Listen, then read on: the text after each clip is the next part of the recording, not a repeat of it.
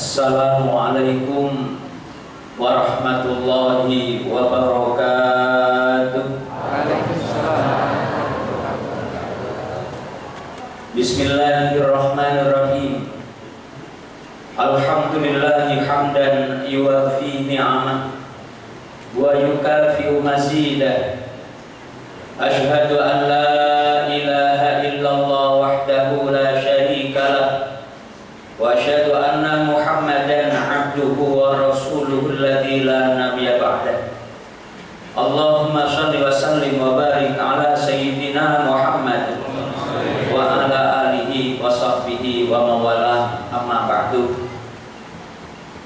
Hadratul habaib al-aizza wa khusus bidzikri Al-Habib Abu Bakar Asgar, juga Al-Habib Umar bin Saleh Al-Hamid, dan seluruh habaib yang tidak saya sebut satu persatu namanya, yang tidak mengurangi rasa takzim kami kepada para beliau.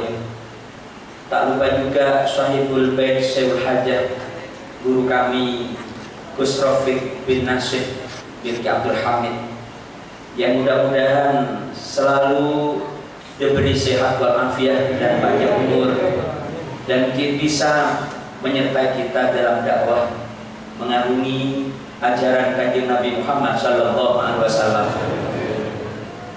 Hadirin hadirat, bapak-bapak, ibu-ibu rahimakumullah. Mengapa kalau Kanjeng Nabi yang diperingati itu hari kelahirannya, sementara umatnya itu hari wafatnya? Karena kalau Kanjeng Nabi itu sudah jelas membawa rahmatan lil alamin, mulai lahir sampai wafatnya, hidupannya sudah jelas sebagai uswatun hasanah.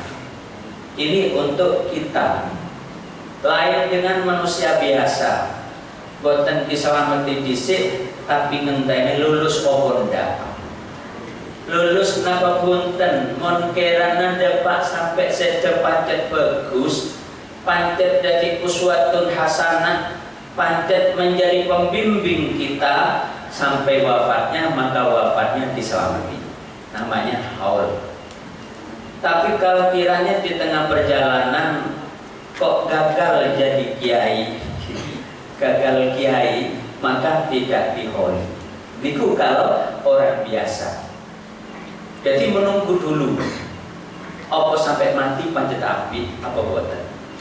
Lek sampai mati pancet saya, pancet jadi panutan, jadi status pembimbing, maka wafatnya diholi. Kados Romo Kiai Hamid Pasuruan, kados Habib Saleh bin Muhsin Al-Hamid Tanggul, kados Kiai Hariza Wawi Kenjong, kados Habib Ja'far Pasuruan, itu diholi. Karena ada orang itu ketika sudah menjelang tua tidak terus menjadi kiai. Seperti dulu ada orang namanya Bal'am bin Bawrah, ada juga Asif bin Barkhoya, Asif bukan, Bal'am bin Bawrah juga ada, juga Persiso. Ini gagal jadi ulama. Nah, mudah-mudahan kita semuanya, para ulama-ulama yang ada, para habaib yang ada, diberi kekuatan oleh Allah, panjang umur dan husnul khotimah. Allahumma amin. Para alim, para hadirin rahimakumullah, sahabat dulu cintanya kepada Rasulullah ngantos kebablas. Siapa matur ini? Sampai kebablas. Ada sahabat itu disuruh membuang darah bekamnya Nabi, darah hijamahnya Kanjeng Nabi Muhammad sallallahu alaihi wasallam. Kemudian oleh sahabat itu darah itu dibuang. Setelah dibuang, wadah gelas yang asalnya isi darah Nabi diberikan kepada Nabi sudah dalam keadaan bersih. Nabi bertanya, sudah dibuang? Sudah Nabi. Dibuang kemana? Di perut. Dibuang ke perut. Kamu minum? Iya ya Rasul, saya minum. Betul kamu minum? Iya. kalau memang kamu betul-betul meminum darahku, kamu tidak akan pernah tersentuh oleh api neraka. Karena di dalam perutmu ada darahku. Wa ma kana Allahu liyu'adzibahu wa anta fihi. Nabi tidak mengatakan kamu bid'ah, kamu syirik, kamu neraka, najis, tidak. Karena Nabi tahu sahabat itu minum darah bukan karena senang darah, tapi karena cintanya kepada Kanjeng Nabi Muhammad SAW. Malah ada juga sahabat itu meminum air kencingnya Kanjeng Nabi. Setelah diminum, Nabi itu kencing di botol, diletakkan di pojok dalamnya, hilang botol itu. Setelah itu Nabi bertanya, mana botol saya? Ada di belakang Nabi. Ambilkan, kata Nabi. Setelah diambil, ternyata botol itu sudah kosong. Lalu Nabi bertanya, kemana isinya? Saya minum, Nabi. Itu air kencing saya, kata Nabi. Iya, saya tahu, Nabi. Betul kamu minum? Iya. Jika kamu betul-betul minum air kencingku, maka kamu tidak akan pernah sakit sampai mati. Ini bukan berarti air kencing itu halal, bukan berarti air kencing itu suci, tapi Nabi memahami bahwa sahabat itu karena cintanya ngantos koyo ngoten. Termasuk cinta kepada Kanjeng Nabi harus cinta kepada dzurriyyahnya, harus cinta kepada pewarisnya. Siapa dzurriyyahnya? Yaitu anak keturunan Kanjeng Nabi Muhammad SAW. Siapa pewarisnya? Para alim ulama. Di sini berkumpul antara pewaris Kanjeng Nabi dengan dzurriyyah Kanjeng Nabi. La nas'aluka illal mawaddata fil qurba, kata Allah. Aku tidak minta apa-apa kecuali hanya minta cintamu kepada keluarga kamu, kepada keluarga. Besok akan dikumpulkan pada hati. Sejelek apapun, mohon maaf, umpama ada dzurriyyah, kita tidak mampu menirunya, biarkan. Karena di situ ada darah Kanjeng Nabi Muhammad SAW. Pernah satu ketika ada seorang saudagar kaya. Orang ini bermimpi melihat Nabi Muhammad SAW. Dan Kanjeng Nabi berkata kepada saudagar itu, kamu besok akan dirampok oleh anak cucuku. Kata Rasul. Dia terbangun, baca la haula wala quwwata illa billah. Masa iya ada anak cucu Rasulullah mau merampok saya? Kemudian dia tertidur lagi, bermimpi lagi, bertemu dengan Rasulullah. Yang isi mimpi itu mengatakan bahwa orang ini besok akan dirampok oleh anak cucu Rasulullah. Dia terbangun, baca la haula wala quwwata illa billah. Kemudian tertidur lagi, bermimpi Kanjeng Nabi lagi. Beliau katakan kamu akan dirampok oleh anak cucu. Kemudian dia pergi berangkat untuk mengantarkan barang dagangannya lewat laut, naik kapal besar.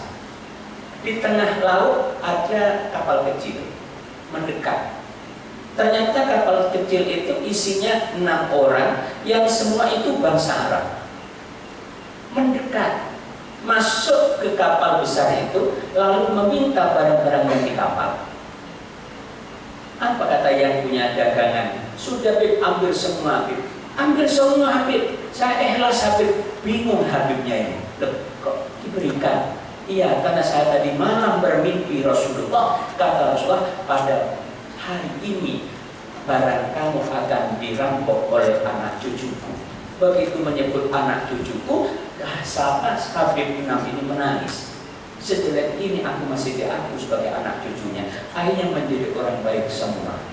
Ini berbeda dengan kita karena remnya terlalu makan, rem cakram. Kalau kita kalau jelek-jelek beneran. Tapi kalau hamba itu ria, saya yakin di dalamnya ada darah Rasulullah SAW. Sahabat saja yang minum darahnya oleh Nabi dikatakan tidak akan tersentuh oleh api neraka. Apalagi di dalam badan itu mendarah Nabi. Ini yang harus kita perhatikan benar. Dzurriyyah dan warasah, ahli waris Kanjeng Nabi. Ini akhir-akhir ini, mohon maaf, dibenturkan oleh kelompok-kelompok tertentu yang ingin merusak Indonesia dengan cara membenturkan warasatul anbiya dengan dzurriyyatul Nabi Muhammad sallallahu alaihi wasallam. Kita harus hati-hati. Hati-hati benar. Jangan-jangan mereka itu mengangkat tapi untuk dijatuhkan. Jangan terpancing. Sahabat dulu itu pernah satu saat Kanjeng Nabi Muhammad sallallahu alaihi wasallam duduk di bibir sumur. Di bibir nih, lambene sumur. Di situ Nabi duduk, lama-lama Sayyidina Abu Bakar datang. Karena melihat Kanjeng Nabi duduk di pinggir sumur, di bibir sumur, sahabat Abu Bakar juga duduk di bibir sumur. Melihat kaki Nabi digantungkan ke dalam, Abu Bakar ikut menggantungkan kakinya ke dalam karena ingin meniru Kanjeng Nabi Muhammad sallallahu alaihi wasallam. Begitu dia duduk, ternyata lutut Nabi kelihatan. Artinya jubah Nabi tersingkap sedikit. Abu Bakar pun juga ikut menyingkap jubahnya karena ingin sama persis dengan Rasulullah. Tidak lama Sayyidina Umar datang, duduk juga di bibir sumur.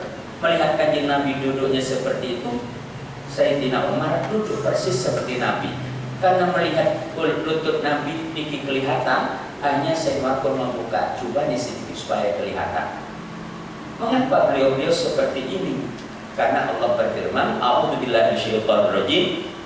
Qul in kuntum tuhibbunallaha fattabi'uni yuhibbukumullah wa yaghfir lakum dzunubakum." Katakan Muhammad, kata Allah, bila kalian semua mengaku cinta kepadaku Nabi Muhammad sallallahu alaihi wasallam, maka ikutilah aku. Ikutilah aku. Ya opo aku, ya opo kesenanganku, ya opo akhlakku, ya opo le aku makan, ya opo le aku ngombe, ya opo le aku mlebu masjid, ya opo le aku mudhun ke masjid. Itu sulit ditiru. Bahkan dulu ada ulama namanya Sufyan As-Tsauri. Sufyan As-Tsauri naik ke masjid, ketika setelah diqomati, malah Syekh Sufyan As-Tsauri turun dari masjid ke bawah, kemudian naik lagi, baru masuk ke pengimaman. Setelah sholat, jamaah tanya, "Syekh, mengapa kamu tadi turun? Padahal sudah diqomati." "Iya, karena aku tadi ingat ketika naik, tidak dengan kaki kanan saya, tapi dengan kaki kiri saya yang diulurkan. Saya takut tidak sama dengan Rasul. Saya turun membenahi kaki saya dengan kaki kananku." Masya Allah. Itu orang-orang dulu. Apa manfaatnya sekedar niru? Kita niru makan dengan tangan kanan, minum dengan tangan kanan. Terusannya ayat, yuhibbukumullah, kamu akan dicintai oleh Allah dan diampuni dosa-dosanya oleh Allah. Ini yang menjadikan kita dicintai oleh Allah. Para habaib, para wali songo, mengapa mereka itu menjadi wali? Karena perilakunya meniru-niru Kanjeng Nabi, sampai disebut Sunan Kalijogo, Sunan Ngampel, Sunan Bonang. Itu dalam satu riwayat karena beliau-beliau itu orang yang senang melakukan sunnah Rasul. Apa yang dilakukan oleh Rasul ditiru oleh para wali sunan. Nah, kita pun punya hak. Sedikit saja yang kita tiru dari amalan Rasul, Allah akan cinta. Kita akan diampuni oleh Allah. Tapi mohon maaf, jangan sekali-kali iktiraf dengan keluarga, anak cucu Kanjeng Nabi Muhammad SAW. Jangan pernah ada perasaan benci, jangan pernah ada perasaan tidak suka apapun yang dilakukan. Kalau kita tidak mampu, diamkan. Kita jangan mencaci, jangan mencela. Mohon maaf, kata Habaib Ibn Jadab seperti Habib Ja'far Al-Makhzumi, Habib Ja'far Habib Mahmud, itu tidak bisa ditiru. Orang-orang yang seperti itu, orang-orang yang seperti itu diibaratkan manusia itu seperti bayi, tidak bisa dibaca tetapi disenangi oleh orang tuanya, disenangi oleh Allah Subhanahu wa Ta'ala. Datang dari bayi, ngejeprek, kita tidak tahu apa maksudnya, tapi disukai oleh Allah, dicintai oleh Allah Subhanahu wa Ta'ala. Itu orang-orang Jadab ini termasuk Abu Gus Nasib dulu. Sering kita tidak bisa memahami beliau, tapi kita harus cinta, karena kita yang tidak mampu, bukan perilakunya yang salah seperti Kusmi putrane Ki Sulaiman Roso itu sering masuk ke tempat-tempat diskusi, ke tempat-tempat maksiat. Kata Kiai Hamid, Kusmi itu berat tugas karena Kusmi itu ditugas oleh Allah ke tempat-tempat yang itu tempatnya maksiat, kata Kiai Hamid. Satu ketika di situ Kusmi ini mau meminum arak, bir, oleh orang-orang jahat di tempat itu. Gus, sampai jangan ikut minum Gus. Sampai Kiai langsung Kusmi mana? Delok mencabangku. Begitu delok ternyata laut. Jadi diminum itu bukan diminum, tapi dibuang ke laut. Itu namanya karomah. Makanya kalau kita melihat para sahabat itu para ulama yang betul-betul dekat dengan Allah, satu ketika kita kok melihat yang aneh, kita harus husnudzon. Apalagi kepada tamu, saya ingat daunnya Gus Nasib, saya ingat juga daunnya Kiai Samsul Arifin Situbondo. Beliau pernah berkata begini, lek ono tamu mulia, karena tamu itu udah kabeh tamu biasa. Lek ono tamu mulia, karena tamu itu udah kabeh tamu biasa. Ini kata Gus Nasib. Bilang kepada saya, ingat benar. Bisa jadi tamu itu Nabi Jibril, bisa jadi tamu itu malaikat. Contoh pada satu saat ya Habib mau ke Jogja, lewat di Jamban, di sana ada polisi. Kalau wonten polisi ya Habib butuh numpak sedan, Mercy sedannya ya Habib. Begitu turun, polisi itu disalam, dicium tangannya. Yang namanya supir itu namanya disamin. Saya menanya, kaget, kok polisi diambung tangan nih dia ini. Begitu selesai, Kiai naik, tanya kepada supir, sampai dulu, sopir itu mau, Kiai polisi, duduk, itu Nabi Khidir. Lu Nabi ini sopo sih disilih, masih jelas, kalau jenengan dikekeh husnudzon, datang sinten dimawon, ojo durung-durung wis sudon, semanten, ngapunten kata kedua Nabi kemarin, mohon maaf yang banyak. Maaf, ini buat dunia wal akhirah. Wallahu taufiq wal hidayah. Wassalamualaikum warahmatullahi wabarakatuh.